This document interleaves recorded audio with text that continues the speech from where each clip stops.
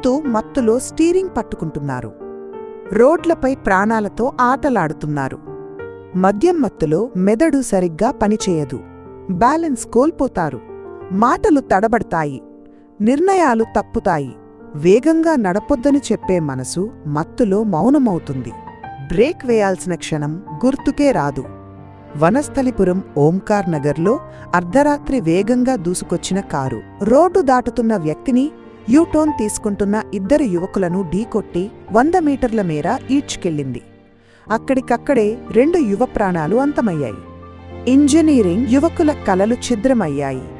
2 పేద కుటుంబాల ఆశలు కూలిపోయాయి. ఒకరి మద్యం మత్తు అనేక జీవితాలను చీకటిలోకి నెట్టింది.